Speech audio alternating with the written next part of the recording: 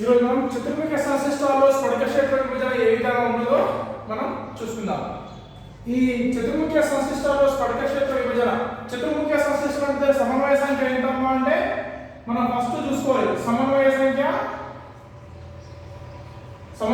వచ్చేసరికి 4. చూడమ్మా చతుర్ముఖ సంశ్లిష్టాల్లో స్ఫటిక క్షేత్ర విభజన ఏ విధంగా ఉందంటే సమన్వయ సంఖ్య 4 ఉంటుంది. ఈ విభజన ఏ విధంగా ఉందంటే బలమైన లైగాల్లో ఒక రకంగా ఉంటుంది, బలహీనమైన లైగాల్లో సేమ్ వేరే రకంగా ఉంటుంది. మనం అష్టముఖ్య సంశ్లిష్టాలు ఆక్టాహైడ్రస్ సంశ్లిష్టాలు మనం చూస్తున్నాం. టెట్రాహైడ్రస్ సంశ్లిష్టాలు ఏంటంటే దానికి క్వైట్ గా ఆపోజిట్. ఏమైందంటే కింది పైకి వస్తుంది, పైకి కిందికి వస్తుంది. మిగతా అంతా యాస్టిస్ సేమ్ టు సేమ్. చూడమ్మా ఈరోజు మనం సమన్వయ సమ్మేళనాలు తీసుకుంటే ఈ చతుర్ముఖ్య సంశ్లిష్టాల్లో ఏ విధంగా d ఆర్బిటాల్లో ఎలక్ట్రాన్లు వెళ్ళిపోతే చూద్దాం. చూడమ్మా d ఆర్బిటాల్లో ఒకే ఒక ఎలక్ట్రాన్ కనుక ఉంటే ఆ ఒకే ఒక ఎలక్ట్రాన్ ఏదైనా బలమైన లైగాల సమక్షంలో చతుర్ముఖ్య సంశ్లిష్టాల్లో d ఆర్బిటాల్లో ఎలక్ట్రాన్ ఏ విధంగా మనం చూస్తున్నాం. ఒకే ఒక ఎలక్ట్రాన్ ఉంది. ఇవి డీజనరేట్ ఆర్బిటాల్స్ కొంచెం లైగాల్స్ 4 వైపుల నుండి సమీపించడం వల్ల ఏమైందమ్మా ఉద్రిక్త స్థితి పొందిన d ఆర్బిటాల్ ఏం చేస్తామా అంటే అది విభజనకు గురవడం జరుగుతుంది. ఇక్కడ ఎలా విభజన జరుగుతుందో చూడమ్మా t2 ఆర్బిటాల్ ఏమైంది అక్షరాల మధ్యలో ఉన్న వికర్షణలో ఏమైందమ్మా +0.4 డెల్టా t యూనిట్ల మేరకు పైకి వెళ్ళడం జరుగుతుంది. అక్షరాల మీదుగా ఉన్నదంటే తక్కువ వికర్షణలో ఏమైందమ్మా అంటే -0.6 డెల్టా t యూనిట్ల మేరకు తక్కువ వికర్షణలో రావడం జరుగుతుంది. ఒకే ఒక ఎలక్ట్రాన్ ఆటోమేటిక్ గా ఏందమ్మా తక్కువ శక్తి స్థాయిలోకి ఎలక్ట్రాన్లు వెళ్ళిపోవడం జరుగుతుంది. మన కారణంగా ఎలక్ట్రాన్ ఏ విధంగా ఆర్బిటాల్ ఆక్రమిస్తాయో ఏదమ్మా పూర్ణ నియమము, పోలి విభజన నియమము, అబ్బో నియమం ఇంటర్మీడియట్ నుంచి నేర్చుకుంటున్నామా. చూడమ్మా అబ్బో నియమాసానికి ఏందమ్మా అంటే ఎలక్ట్రాన్ తక్కువ శక్తి స్థాయి ఆర్బిటాల్ ముందు ఎలక్ట్రాన్లు వెళ్ళిపోతామా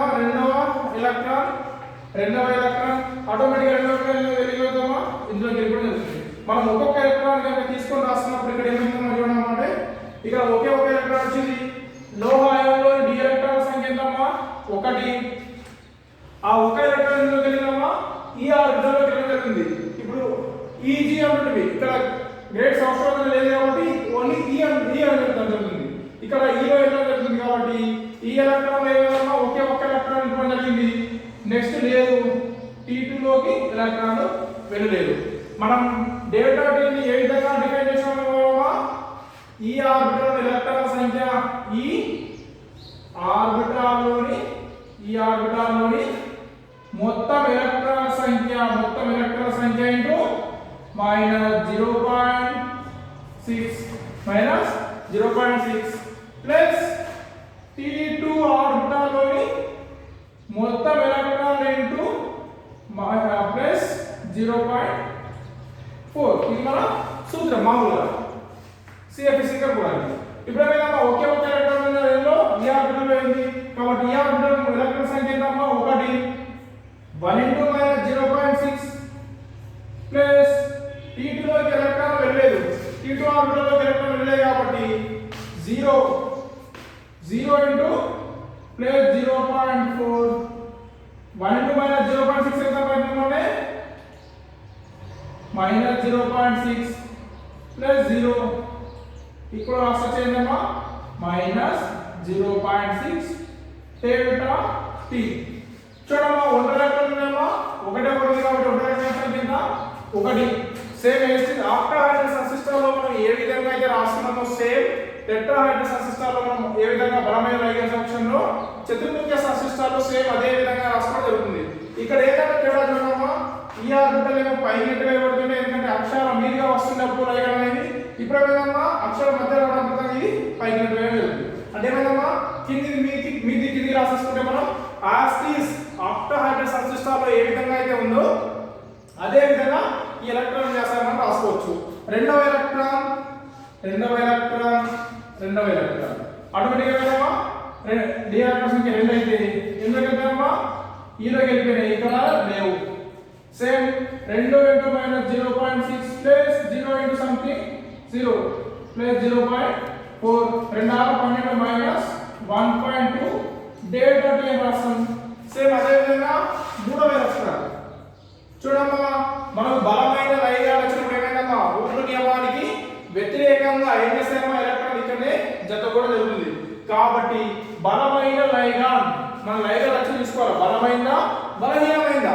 బలమైన లైగాన్ వచ్చినప్పుడు ఏమైందంటే చూడమ్మా, మూడవ ఎలక్ట్రాన్ వచ్చింది.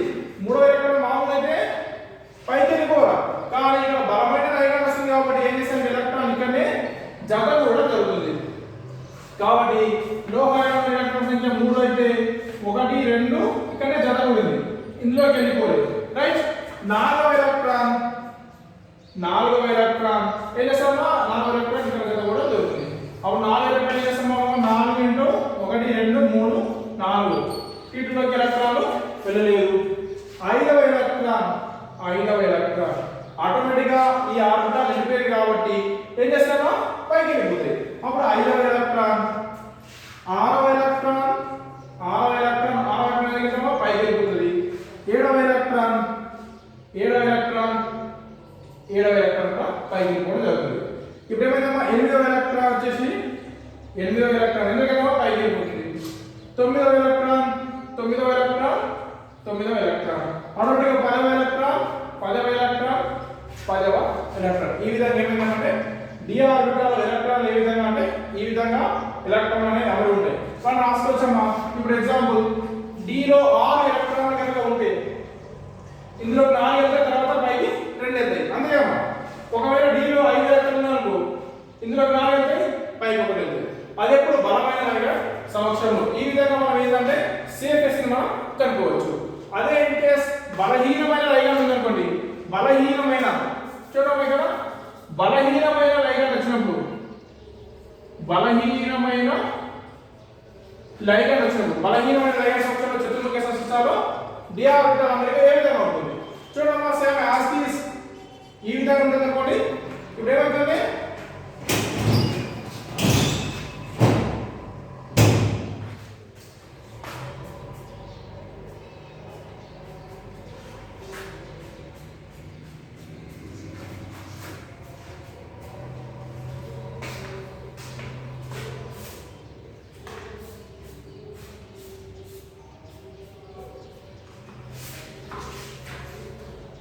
మనం కామన్ వచ్చామమ్మా, బలమైన లైగాన్ ఉందా బలహీనమైన లైగాన్ ఉందా. ఫస్ట్ ఏమమ్మా, ఒక ఎలక్ట్రాన్ ఆటోమేటిక్ గా ఒక ఎలక్ట్రాన్ ఇందులో మిగిలిపోతుంది. సేమ్ సిఎఫ్ఎస్సి అదే విధంగా వస్తుంది. రెండవ ఎలక్ట్రాన్ ఏం చేస్తున్నామా, రెండవ ఎలక్ట్రాన్ దగ్గర మిగిలిపోయింది.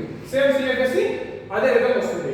ఇప్పుడు మూడవ ఎలక్ట్రాన్ వచ్చేసరికి ఈ మూడవ ఎలక్ట్రాన్ ఎందులో వెళ్తుంది చూడమ్మా. బలమైన లైగాన్ అసలేమో ఇక్కడ చెందకూడుతుంది, కానీ ఇక్కడ వచ్చింది బలహీనమైన లైగాన్ వచ్చింది అనుకోండి, అప్పుడు మూడో ఎలక్ట్రాన్ ఎందులోకి వెళ్తాయంటే పైకి వెళ్ళిపోతుంది. రైట్.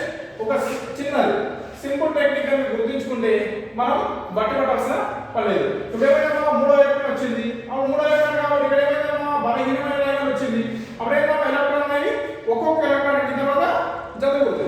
రైట్. ఇప్పుడు మూడో ఎలక్ట్రాన్, నాలుగవ ఎలక్ట్రాన్ వస్తే నాలుగవ ఎలక్ట్రాన్ పైకి వెళ్ళిపోయింది. ఐదవ ఎలక్ట్రాన్ వస్తే ఐదవ ఎలక్ట్రాన్ పైకి వెళ్ళిపోయింది. ఇప్పుడు ఆరవ ఎలక్ట్రాన్ వచ్చినప్పుడు ఇక్కడికి వెళ్తుంది. ఆరవ ఎలక్ట్రాన్ ఇప్పుడు ఆరవ ఎలక్ట్రాన్ ఏం చేస్తామా, ఆటోమేటిక్ గా ఒక్కొక్క ఎలక్ట్రాన్ కాబట్టి మళ్ళీ జత కూడా స్టార్ట్ అవుతుంది. సేమ్ సిఎఫ్ఎస్ రాసే విధంగా ఏ రాస్తామా, delta T is equal to ఈ ఆర్బిటాల్లో మొత్తం ఎన్ని ఎలక్ట్రాన్ ఉన్నాయి ఇంటూ మైనస్ 0.6, T2లో ఎన్ని మొత్తం ఎలక్ట్రాన్ ఎన్ని ఉన్నాయి ఇంటూ ప్లస్ 0.4. ఈ విధంగా రాస్తే మనం ఏంటంటే సిఎఫ్ఎస్ ని లెక్కడం జరుగుతుంది. ఒంటరి ఎలక్ట్రాన్ అనేవి ఈ విధంగా ఎన్ని ఒంటరి ఎలక్ట్రాన్ ఉంటాయి అన్ని ఒంటరి ఎలక్ట్రాన్ అనేవి రాయడం జరుగుతుంది. ఇది మనం ఆక్టాహైడ్రల్ సంసిస్టాల్లో మనం రాయించాం కాబట్టి ఈ చతుర్భుజ సంసిస్టాల్లో టెట్రాహైడ్రల్ సంసిస్టాల్లో మనం లైట్ గా ఎప్పుడు జరిగింది. సేమ్ ఒక ఎగ్జాంపుల్ తీసుకొని కనుక రాసుకుంటే రేపు ఈజీగా మనకు అర్థమవుతుందమ్మా. ఇది చతుర్ముఖ్య సంసిస్టాల్లో బలమైన లైగాన్ వచ్చినప్పుడు ఏ విధంగా ఎలక్ట్రాన్లు అమరి ఉంటాయి, బలహీనమైన లైగాన్ వచ్చినప్పుడు ఎలక్ట్రాన్లు డి ఆర్బిటాల్లో ఏ విధంగా అమరి ఉంటాయి అనేది చెప్పే